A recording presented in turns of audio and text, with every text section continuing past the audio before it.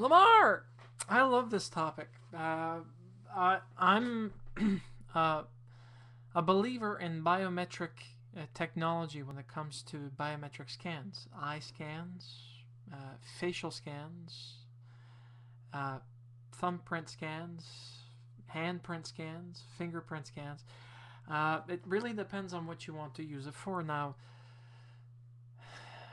at one point or another, I do know that my fingerprints are in the Canadian criminal database, not because I'm a criminal, but quite to the opposite. Because I remember one year in elementary school, and I am from Canada, by the way, in Moncton, New Brunswick to be specific. Our school district number 2 ran a voluntary program. Voluntary, I shouldn't call it voluntary. They ran a program where the RCMP, the Royal Canadian Mounted Police, had their officers come into the school and present something to us in regards to safety, security, and this and that.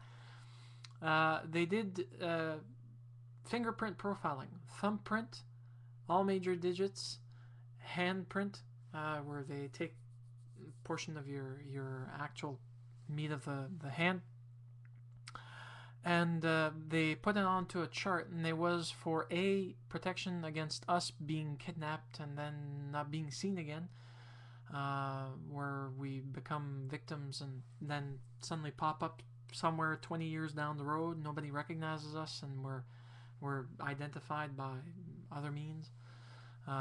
Still alive, of course, so they fingerprint us and so on and so forth. And they go, "Hey, look, it's Nick. He's been missing for 20 years." That's one of the major reasons why they decided to do it. It had to do with block parent and the protection associations that had or existed during the period. But it also served as a double-edged sword because the fingerprints were stored and they still are. So anyone who went through elementary school with me in the same grades, same year, in my part of the province at the very least, has their fingerprints stored on the Canadian RCMP database. It also facilitates for criminal checks. Now, most people don't know this, but eventually, if you go for a bonded job, you have to go through an actual criminal background check, and you may be required to give fingerprints. In fact, the job I currently hold now, we had to provide fingerprints, and it was a $25 deposit to get our fingerprints done, and then once the criminal check was done, we got the money back from the employer. But it's to make sure that you're not recognized as being somebody who's lying, who's actually trying to fake their way into a job, and then your employer suddenly discovers that you're not bondable because you've had felonies from the past or crimes that were never forgiven from the past that are following you like a ghost. As for the biometric technology itself being used, I like it being used in everything if it could be a possibility, but unfortunately the technology is very expensive, and they don't, well, relatively expensive to be speaking, because a lot of the technologies we're seeing now were 100-fold, 1,000-fold more than what they are currently. But the reliability of it, when you're looking at bottom dollar for the fact of wanting to make it look funny or fun for some odd reason, it's not worth it. I'll give you a case in point. Disney World, okay, when I went to Orlando this April, they have thumbprint scanners or fingerprint scanners, I think it's fingerprint scanners, on their ticket gates. They do absolutely nothing. They don't work. There's nothing tying them into any system. They're just there to make you believe that you have to go through it. But if you don't follow what the ticket guy or girl says, they have a right to force you out of the park. So you just play along the game, even if it's playing pretty much like a Charlie Chaplin silent movie.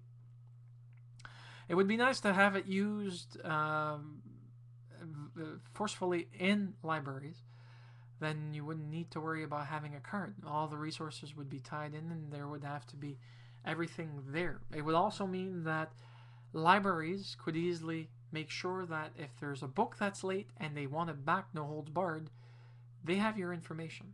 They can send you reminders, and after X number of reminders, they can send a criminal charge against you for theft because you are not bringing it back.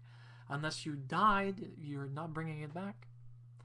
Well, I'm sorry that you're in the hospital, or anybody else in your family can take the book and bring it back for you.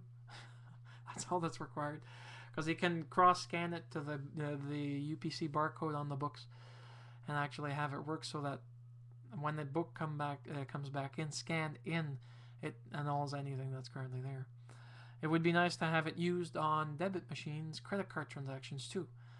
The smart chip technology is nice, but I think that with biometric software running for at least a thumbprint or a handprint, it means that the users that currently have the technology, the vendors that adhere to the technology, unfortunately there'd be a percentage that they'd have to pay for additional use of it, can easily just go and use it to their advantage.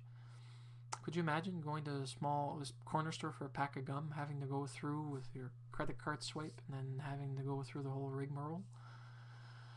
Well, I mean, nowadays technology is going that way. Schools, for one, I think should have that, especially high schools, universities, colleges, for the simple fact that the magnetic keycard access system just doesn't do anything for me, especially because it's so generic. It's easy to try and fake it to make it work, and especially if a location in question allows the people to come in without proper ID. Oh well. Thank you so very much, Lamar. Have a nice one.